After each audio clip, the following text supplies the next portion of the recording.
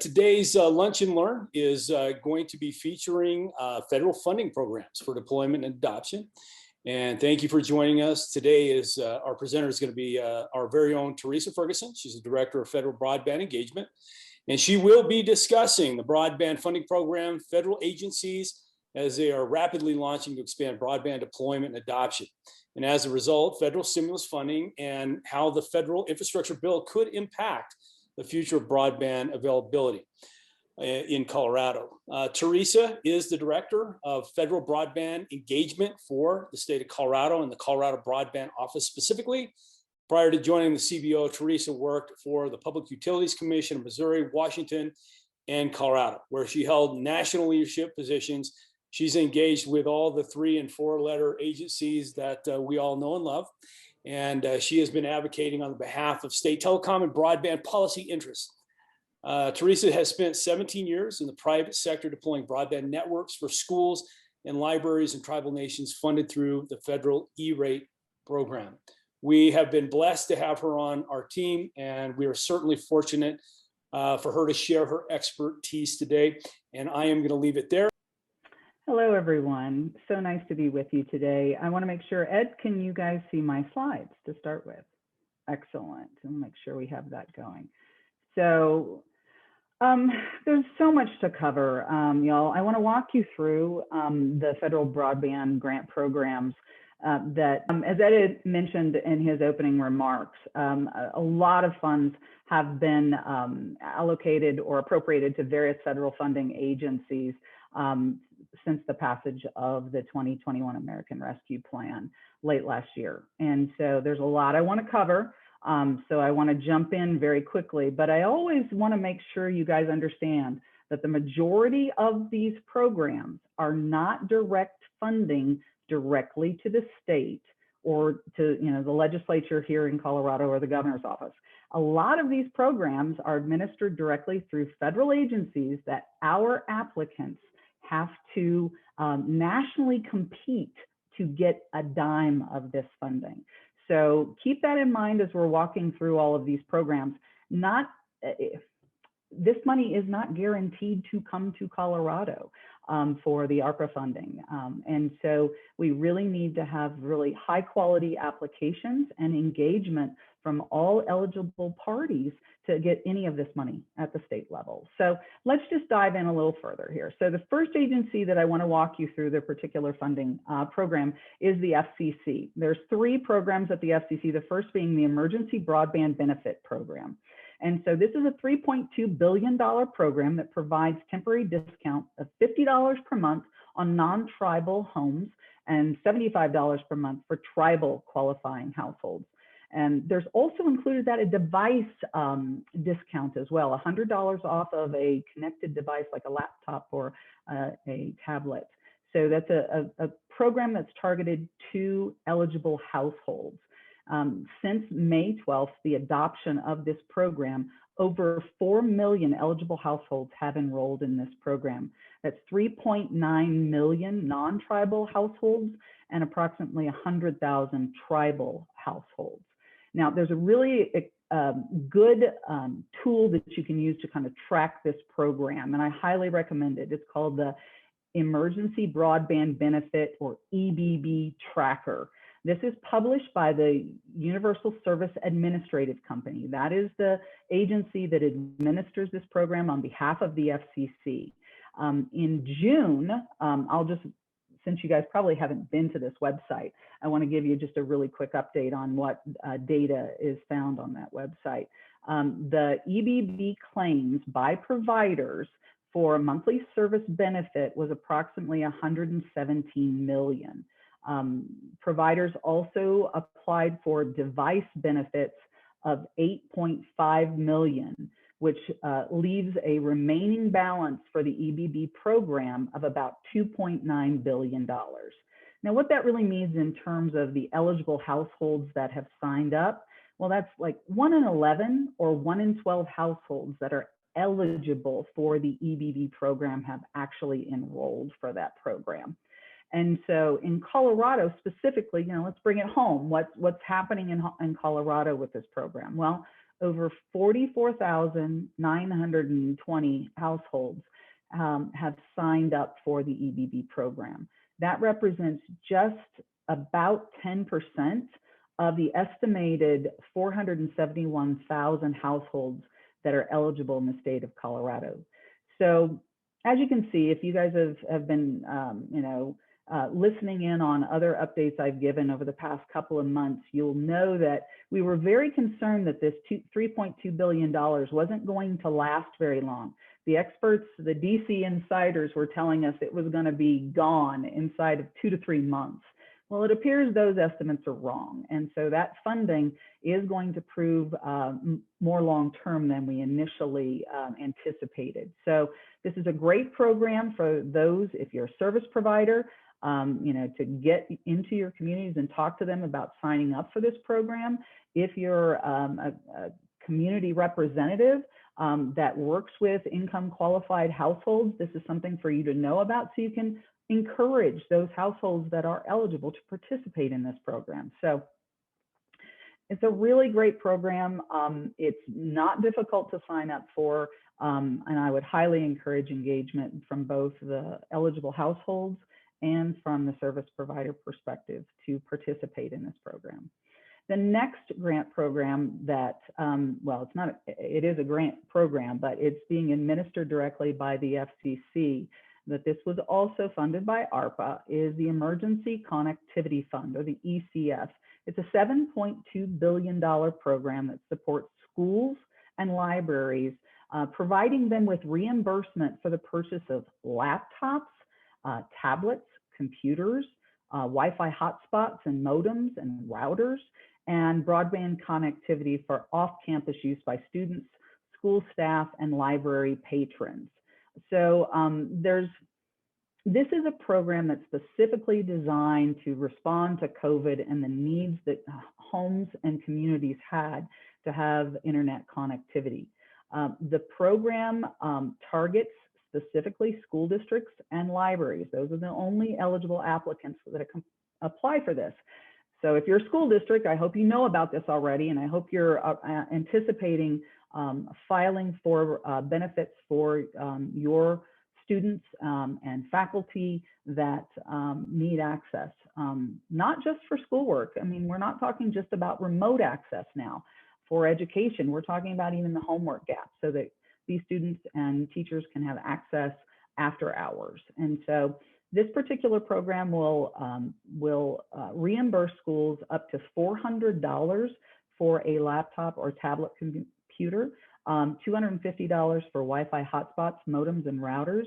And we're looking at, somewhere between $9.95 a month and the $50, EBB target rate for broadband connectivity to the residents or to the home. And so this program will reimburse a school district for the 2021-22 school year for devices, connection, and monthly reoccurring charges. So the Universal Service Administrative Company is also the administrator of this program for the FCC, and they opened this application window on June 29th.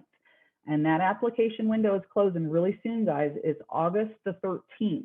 So if you're a service provider and you're working with your school districts, make sure that they know that this program is out there and they can apply for it. And school districts, I'm sure you've got your head wrapped around this program and are aggressively pursuing it. But if you need additional information, the FCC is going to host a virtual webinar on August the 3rd at 2 p.m.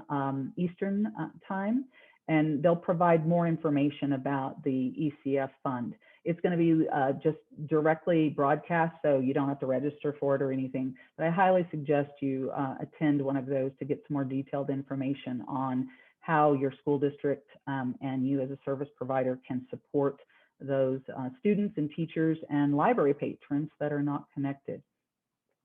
The next program I want to walk you through is specifically targeted to service providers. So this $1.9 billion program that the FCC has administered, it's termed, this is a, a slang term, really. It's rip and replace program. It's probably got a more sophisticated name from the FCC's perspective, but this is what everybody knows it by.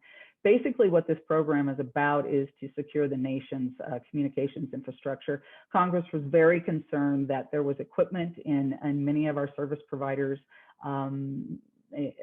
infrastructure that was not secure and could expose our nation to cyber attacks and things of that nature. So the FCC just recently issued a notice that they're moving forward on this program. They're targeting October 29th to open the application window for internet service providers. And these are cellular companies as well that have ZTE or Huawei equipment that are considered unsecure. And so I highly recommend that my rural or remote and some of our providers out there that tried to find a more cost-effective way of solutioning their communities, and they use some of this equipment, please make sure you're paying attention to and participating when this window opens in the Rip and Replace program to get that equipment and the services, maybe even, that were related to that equipment replaced with more secure equipment. So the next federal agency that I want to talk to you a little bit about that got significant ARPA funding was the NTIA. Now, over the past month or so, NTIA has released a number of notice of funding opportunities or rules for the 3 programs that they were given responsibility to administer. The first program is a $288 million broadband deployment infrastructure program grant. Everybody's calling it the BIP. So that's the BIP program. Now, this particular program is directed to public-private partnerships between a state or a political subdivision of a state and providers of fixed broadband service specifically for the deployment of infrastructure in areas that lack 25 megabits down and 3 megabit up service. So, and they're really focusing on rural areas. So in May, the notice of funding opportunity was released by the NTIA, and those application deadlines, that application deadline is coming up on us. It's August 17th, so it's just right around the corner. The NTIA has indicated that grant awards are anticipated by the fall, so they anticipate turning these around pretty quick. They've stated also that they expect awards to range between 5 and 30 million. Being an old accountant, those numbers don't add up for me in some ways, because the NTIA has really been encouraged by the legislation to make sure that this funding is geographically spread around. And so if you do the simple math on this one at 288 million divided by 50 states, that gets you to about the $5 million mark per grant award per state. But I think the NTIA is anticipating that some states may not participate, or the political subdivisions of the state can't get together with the internet service providers and come up with a grant.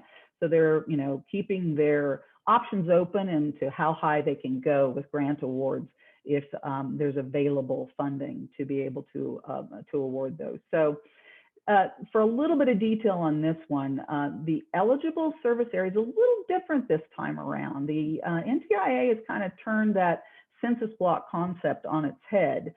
They are saying an eligible area means any census block in which broadband service is not available at one or more households or businesses in the census block.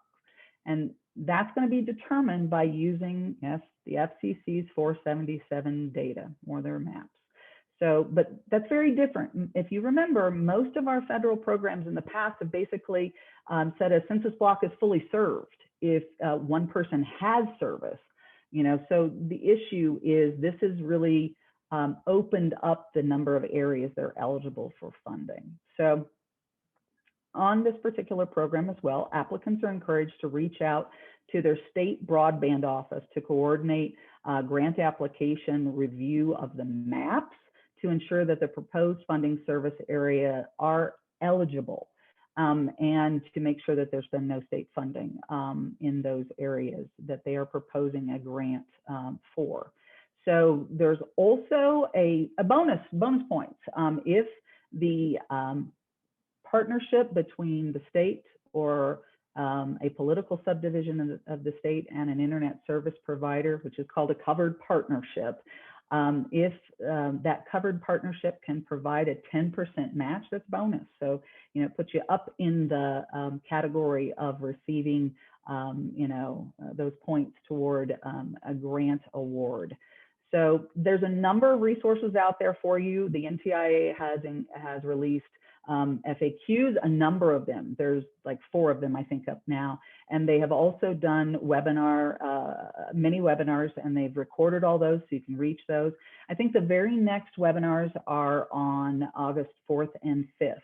So I highly recommend you check those out. But again, in working with our office and working with the CBO, we would really appreciate if those covered partnerships would reach out to us at least 5 to 10 working days before the deadline, so that we can look at the service area maps or the proposed funding service area that you're wanting to apply for, and to help you get a letter of support from the governor's office or the CBO to file with your application. If we get those requests 2 or 3 days before the deadline, I think we're going to have a real hard time managing that workflow. So please, many of you already have reached out to my office and to Megan Gernert, who will be handling our mapping piece. But I just want to make sure that you guys know we really need some time to digest that information that you would provide to us and to turn it around. So the next program is the $1 billion Tribal Connectivity Program. Now, this is really important. We have 2 tribal nations in our state, and we are working very closely with them to understand this program and to reach out to them to support them in their efforts. This particular program is directed to tribal lands for telehealth, distance learning, affordability, and adoption. The NTIA released the Notice of Funding Opportunity on this particular program on June the 3rd, and applications are due September 1st. I know that sounds like it's a ways away, but it's not. Again, the NTIA anticipates awards in the fall. I think they've got a loaded deck trying to get all this work done in such a short period of time. There's also a number of resources on this particular program. So if you're an internet service provider and you want to work with the tribal nations to try to assist them in these types of broadband initiatives, please look at the FAQs that are on the NTIA's website. There are also program webinar recordings there, and they are, NTIA will be providing webinars on August the 11th, the 12th, the 23rd, and the 24th. So a lot of opportunity out there to learn about this program and to participate in it before the deadline. The third major program that the NTIA was given to administer was the Connecting Minority Community Pilot Program, or CMC for short. This is a $268 million grant program to historically Black colleges and universities, tribal colleges and universities, and minority serving institutions. The program will support the purchase of broadband internet access service and eligible equipment to allow applicants to hire and to actually train information technology personnel for use at these institutions of higher learning. So this is a really, this is a little bit of an out of the box program, and it's a pilot right now. And I didn't anticipate we would have many eligible applicants for this program. But when I started looking through their interactive map on the NTIA's website the other day, I realized we've probably got about 10 or 15 institutions that are eligible for this grant. So the CBO is going to be reaching out to them and helping them work through how they might be able to apply for and benefit from these programs. Now, the interesting thing about this particular program is the NTIA on June the 15th released final program rules, but they didn't issue a notice of funding opportunity. I know I'm throwing acronyms at you guys, but it's called the NOFO. The issue is until that NOFO is released, you don't know when the program window, program application window is. So stick around, stay tuned for that one. That NOFO will, the proposed final rules do provide details regarding the program and some guidelines, but you don't have the final requirements and you don't have the application window. So there are a number of those institutions in the state, including anchor community institutions that I think are might surprise you. Fort Lewis College is an eligible location. Fort Lewis is definitely a potential applicant for this program, and like I said, we're going to be reaching out to them. So we even have some eligible applicants in downtown Denver that serve these communities and would benefit from this program. So if you're an information service and an ISP out there and you're interested in working in these programs with these communities, please do reach out to the CBO. Now, the second, I'm going to flip over now to the third agency that received funding through ARPA, and that's the USDA. I know you guys have heard me talk about the Reconnect program over and over again, but I have to bring it up because this is a really great program that Colorado has benefited greatly from. And I think many of our providers have sort of unlocked the code on applying for Reconnect funding. And so I want more of our applicants, potential communities, internet service providers out there looking at partnering or applying for this program. We expect to see a notice of funding opportunity in next month or in September, the latest, and the application window we anticipate will open in October. Now, there's some pretty exciting stuff happening in this one. Now, the House just passed, I think it was a bill yesterday or the day before. Sorry, guys, can't keep up as much as I'd like right now.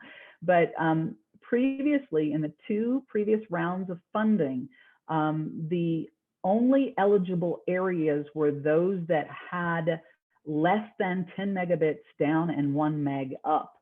The guidance that has come out of the House now to the USDA is that they will use a 25 megabit down and 3 megabit up eligibility for unserved areas for the proposed funding service areas for the Reconnect grant. So that's huge. In our state, that takes it from a few areas to a much broader eligibility level. So I'm going to keep pounding on the Reconnect door. Please make sure if you look at the CBO's website, look at the USDA's website, look at those eligible areas and start talking with your communities to see how you can participate in this particular program. Now, the next big bucket of funding that came out of ARPA was the state and local fiscal recovery funds. Interim rules were released in May, and the comment cycle that was set for this particular these particular rules closed on July 16th. And so, yeah, there we go. I wanted to make sure I had that correct in my notes up here.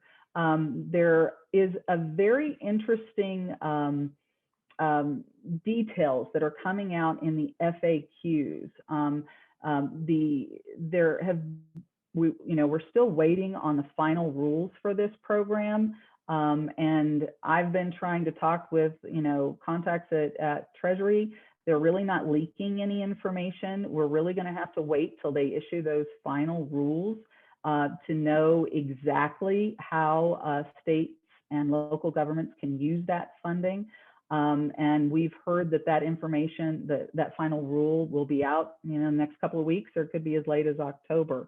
The FAQs I would point you to because they provide a fascinating view of the Treasury's evolving thinking.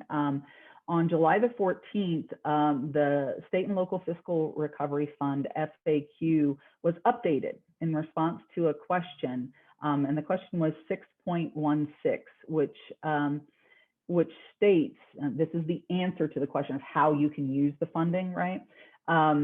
Recipients may use fiscal recovery funds to invest in broadband infrastructure that wherever it is practicable to do so is designated to deliver service that reliably meets or exceeds symmetrical upload and download speeds of 100 megabits to households or businesses that are not currently serviced by a wireline connection that reliably delivers at least 25 megabits down and 3 megabits upload speed. You know, I think this is a really good indicator of the direction the Treasury is going to go in its final rules, related to many of the questions that it asked in the interim final rules about the need for symmetrical speeds and what should be used to define served and unserved or possibly underserved areas. Most people think that the final rules to be issued in the state and local fiscal recovery fund will directly guide the Treasury's guidance for the capital projects fund. And so that's the next fund that I want to speak to you a little bit about here, is the $10 billion capital projects fund. Now, this kind of was a stepchild. No one was really paying attention to this particular fund, but 10 billion is nothing to sneeze at. We're still waiting, though, on guidance from Treasury for this program. I think they were waiting to get all the comments in on the state and local fiscal recovery fund. So I think you'll see these rules coming out from Treasury fairly soon. We are working constantly to try to see if we can hear what's happening with regard to this fund, but they really aren't releasing much information, informally. In the conversations that we've had with Treasury, with the State Broadband Leadership Network, the Treasury representatives have been pretty clear that this funding is supposed to be used strictly for capital projects that fund connectivity and our country's need for high quality broadband infrastructure, devices and equipment.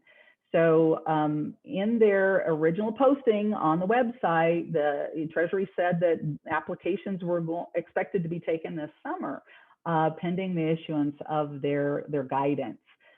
So, I mean, for me, summer's closing in August, but maybe they think summer runs into September. We're really hoping to see this guidance from Treasury as soon as possible. Now, there were informal Excel files floating around, in the March and April timeframe. And by all estimates, what we think Colorado will get is about 171 million in a direct appropriation of the capital projects fund directly to the Treasury. So a big chunk of change for the state of Colorado to implement broadband connectivity to the homes, businesses, and community anchor institutions. So the next federal agency I want to walk you through their funding is the Economic Development Agency. So the EDA received $3 billion in ARPA funding, and on July 22nd, they released 6 notices of funding opportunities. Now, I got to tell you guys, I honestly have not read all of them. I have skimmed all of the information, and that's what I'm going to provide you with today, is just the broad brushstrokes of these particular programs. The first being the Buildback Better Regional Challenge, about $1 billion. It will be the amount EDA can commit for this program.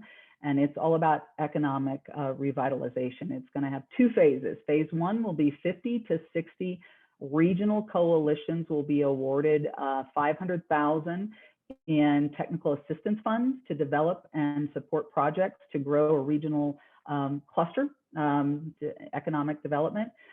Phase 2 will be 20 to 30 regional coalitions will be awarded between 25 to 75 million in grants, and possibly up to 100 million to implement those projects.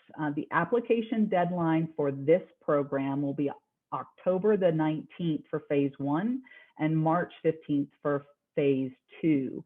And so that's a really it's a high dollar amount, and it, again, I want to remind you, it will be, we will nationally compete for that money, though, any applications that come from Colorado. The second program is entitled the Good Jobs Challenge. It's $500 million, designed to get Americans back to work. Their point is matching hiring needs and trained skilled workers. The application deadline for this one is going to be January 26th of 22. The third program is the Economic Adjustment and Assistance Challenge.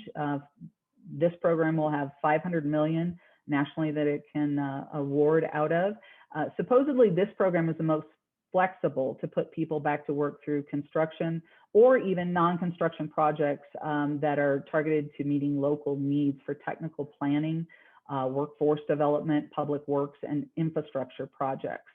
The application deadline for this program is March the 15th of 2022.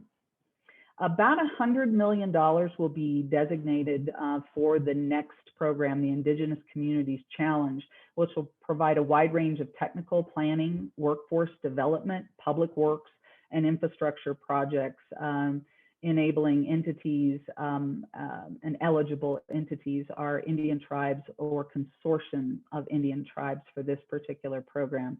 And the deadline for that application will be March 15th. The next program is the Travel, Tourism, and Outdoor Recreation Grants. About $750 million will be available in this program, focusing on accelerating the recovery of communities that rely on travel and tourism, which Colorado definitely does, and it'll help those states focus on recovery for those. Now, the eligible applicants for this grant include governors, mayors, a mayor of DC, and territorial leaders. The EDA is actually going to send these applicants a formal invitation to apply. Applications are due 60 days after the eligible applicants receive that invitation, but they're kind of giving a guidance window on that one though too. They anticipate wrapping that up or having all the applications in by March 15th of 2022. The next program is the Statewide Planning, Research and Network Grants Program. $90 million will be available for that program to promote equity and develop local economies to be resilient to future economic shocks and climate change. So $59 million of that will be made available for states for statewide planning grants, and $31 million for research and network grants to invest in research. Now, again, this one's going to be by invite only to the states, to the governors, and but the targeted date for that one is October 31st of 21 to get those sorted through. Finally, the EDA is making coal communities commitment. They stated that they're going to allocate $100 million of the Build Back Better Regional Challenge and $200 million of the Economic Adjustment Assistance Grant to support communities impacted by the downturn in the related to the coal economy. As I understand it, talking to EDA, there's no predefined list of impacted coal communities. Communities and regions that can demonstrate how changes in the coal economy have resulted in, or if a community anticipates they are going to have job losses and layoffs related to coal-reliant commercial sector or coal mining, coal-fired power plants. Those communities can be eligible to receive funding under these programs. And so the eligible applicants for most EDA grants consist of economic development districts, Indian tribes, consortium of Indian tribes, state, county, city, or other political subdivisions of a state. And this one's a little broader. EDA literally will allow special purpose units of state and local governments also to apply for these types of grants. Now, I know this is huge and it's brand new. These 6 programs have basically been dropped in the last week. And the EDA is going to hold informal webinars, not informal, informational webinars on these programs over the coming months. But beyond that, the CBO has also invited Jamie Hackbarth, the EDA's Deputy Economic Development Representative for Colorado and Utah, to provide an overview of these programs to the Broadband Advisory Board meeting on August the 17th. So I highly encourage you, please join us for a detailed walkthrough of these programs, and it'll give you an opportunity to ask an expert those difficult questions that I know you guys are all going to have. Please join us for that one on August 17th. The EDA has also released a fact sheet that I'll put in the chat here in a minute that provides more details on these programs. And if you guys don't have a good contact at EDA, please reach out to our office and we'll make sure that we coordinate meetings with you in the EDA to get debriefs in the coming weeks ahead.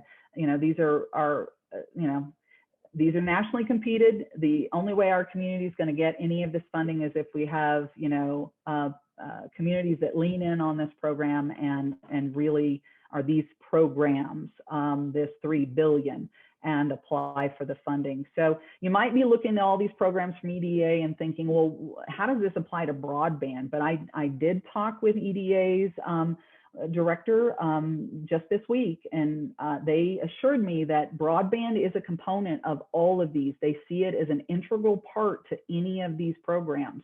So, you know, they're looking for dynamic applications that include, you know, broadband as an economic facilitator for any of these areas. So please don't think these are your standard, you know, this is not your grandmother's EDA program. This is brand new, and they are really focusing on building a strong, resilient, economically vibrant communities. So please, please don't overlook these.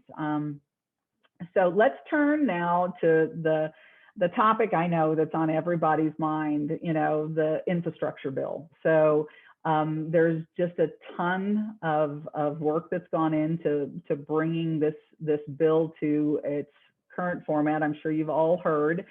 We have a bill. You know, I feel like I need to say that from the rooftops. We have a bill. There's still a lot of work that's going to have to go into this, I think, to get it across the finish line.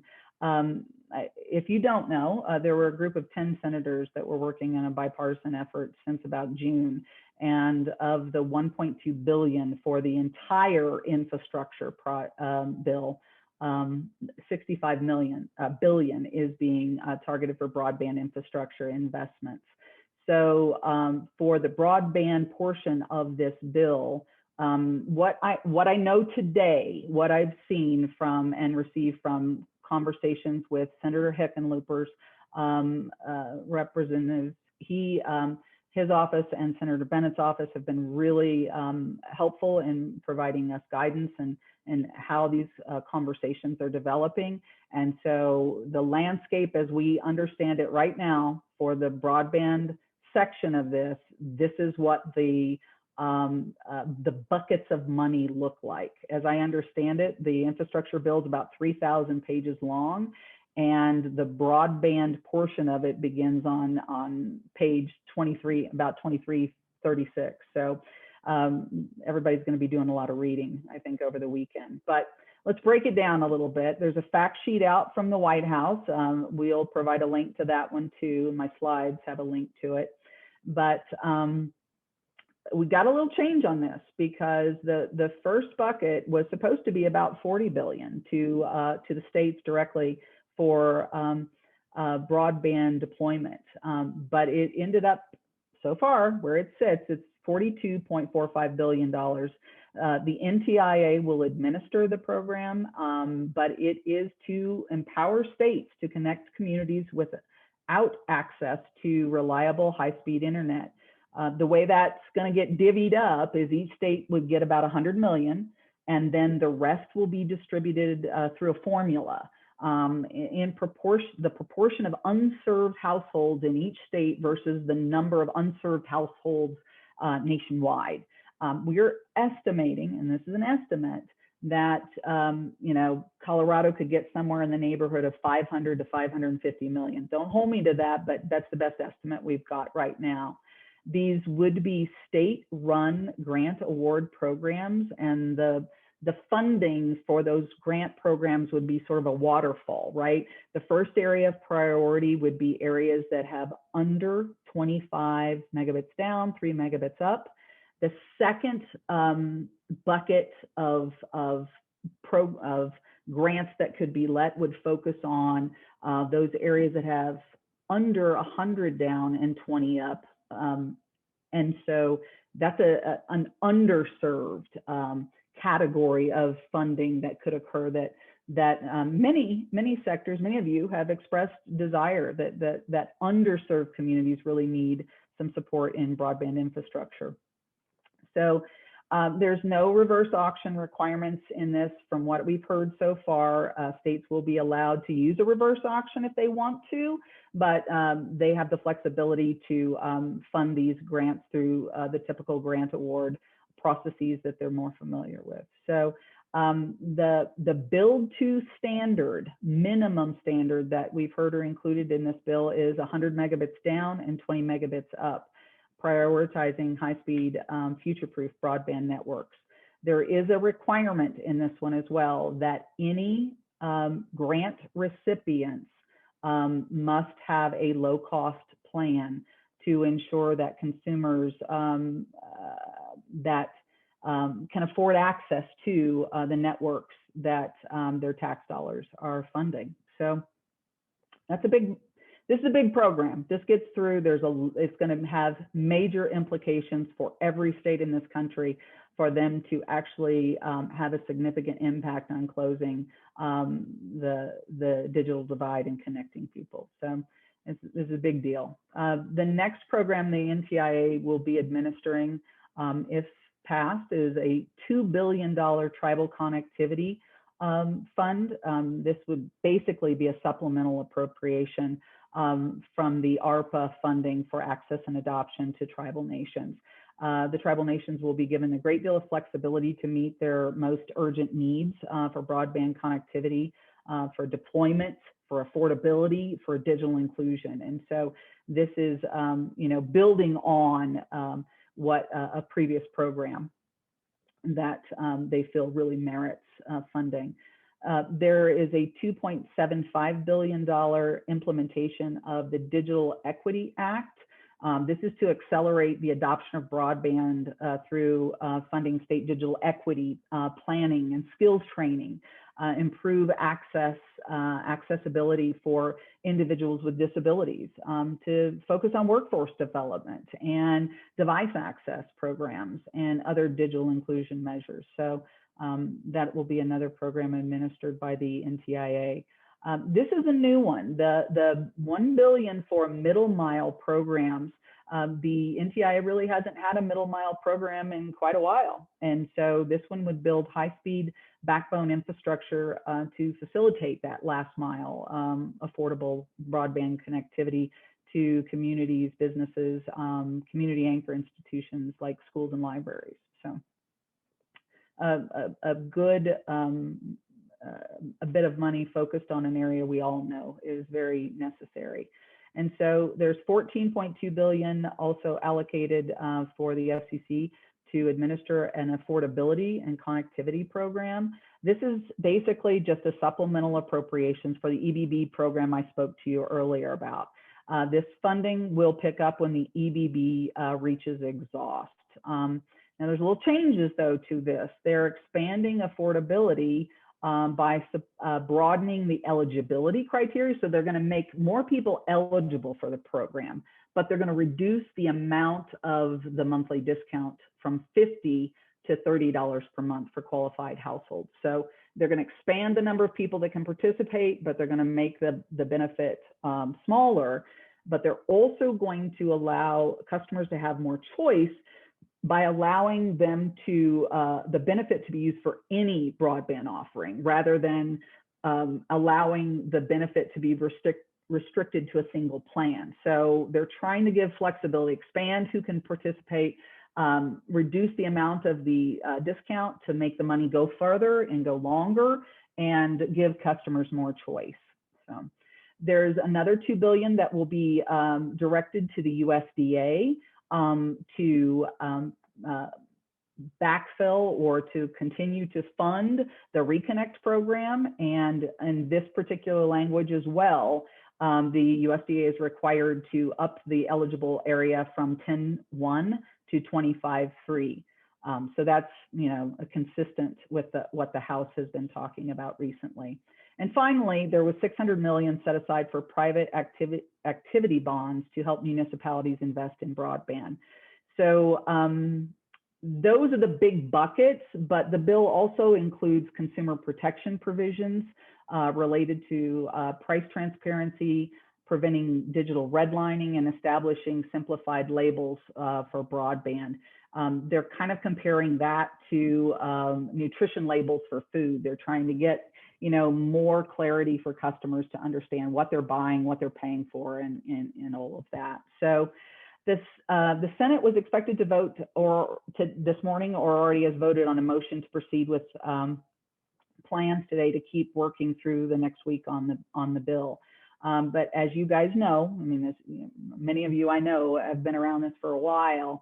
The details are going to be hashed out, you know, in the next week or two, but then you go to the next filter, and that's how the agencies implement the statute. So, you know, we've got a long road between now and funding coming out. So that's, you know, as fast as I can get through all of these programs that are out there, guys. I tried to not, you know, give it all to you in a New York minute, but I did want to provide you with a broad overview. And now I would just love to open it up. I know we've got about 15 minutes for questions, and see what you think. And Teresa, we've got a couple of questions coming in. David, thanks for starting us off. If you have any questions, you can certainly bring them up to the entire group, or you can put them in the chat, so that as we have a chance, we can kind of take a look at it. For some reason, my screen changed. There we go. David's asking, do you think the state and local, sorry, things are moving, fiscal recovery funds are a grant, a gift, or to be repaid? Do you think the state and local fiscal recovery funds are a grant, a gift, or to be repaid? Oh gosh, now who gets the grant, who gets the gift, and who has to repay is the question there. I mean, the state and local fiscal recovery funds were direct appropriations through Treasury directly to the states. And so then what happens at a state level is that the legislature and the governor look at those funds and look at the statute, and then they look at Treasury's guidance, and they figure out how to use that funding then to plug the holes in their budgets or programs that were impacted by COVID. And so I like the way, I think your question was very lyrical even, but I think, you know, I want to get to the heart of it. The funding did come directly to the states. Half of it was distributed this year. The other half will come to the state and local governments in May of next year. They have to decide how they're going to spend those funds according to the statute and according to the guidance given by the U.S. Treasury. Thank you. We also have another question that's come in. In fact, we've got 2 or 3 that have come in. This one's from David. He says, great presentation. The question is, will the bill likely make SB 152, also known as state restrictions, irrelevant or illegal across the country? You know what? That's a wonderful question. That's insider ball there. I have not even seen the final wording on that one, but it was implied in conversations that we had with Hickenlooper's office that they were going to basically bans on municipal broadband builds for the nation. So as you know from asking that question, Senate Bill 152 was passed in 2005 in the state of Colorado, which bans municipal broadband deployment in the state unless the municipality or county government goes to the vote of the people and gets, you know, their authority to move forward by a majority vote. The language that was proposed would eliminate that nationally, but I haven't seen the final language, so I'm not certain yet. Again, 3,000 pages. I need to get to 2,338, I think. So, but that's a good bet right now that they did eliminate that nationally. Very good. The next question, Teresa, is from Randy Looning, and he says, Teresa, thanks for an excellent discussion of many obscure but immensely valuable funding sources. Very few of these are on people's radar screen. So I misread that. That is just a attaboy and not necessarily a question. Anyway, the next one is from Cal. And the question is, how much of the fiber runs, like the long distance and the last mile, use natural gas lines? Oh, wow. I don't know. I have no idea. Something then we'll put on our radar if that information comes up. I don't know if that information would be readily available either. I think that's sort of, we're creeping into national security issues at that point. Yeah. Great. Thank you for your questions. We still have some time. And if you have any question, please just either raise your hand or just ask Teresa. You can still go ahead and put it in the chat. And David, thank you. Here we go. They're popping in. So David says, very helpful. Our community does not have fiber, and no one with wired coverage has anywhere near 25.3. We don't qualify as tribal or minority, but really need fiber funds. Who should I contact? So the best place to always start is with the Colorado Broadband Office's map, the broadband map of this Colorado broadband map. Please go to our website, go to the map, put in your city, your county, or even your address location. And what you'll see populated on that are companies that, that report that they provide certain levels of service in those communities. So look around, look through that list, look to see who's providing service in your area. And, you know, I always start at the simplest place. If you've already reached out to all those providers and they cannot offer you increased or enhanced services, then you go to step 2. But that's where you start. Look at the broadband map, see who's providing service in your area, reach out to them, make sure you're getting the best service you can possibly get and possibly afford, and, you know, have those conversations with your local providers. If they're not providing service, and if that service doesn't meet your needs, please also on our website do the speed test. There's a speed test that we collect that data identifying what customers are actually experiencing when they do, you know, a speed test from their devices at home. That provides Colorado with actionable information to look at what companies are reporting they provide and what customers are actually experiencing. So please, you know, help us crowdsource the challenges you're facing, or send an email to the CBO and say, you know, I've done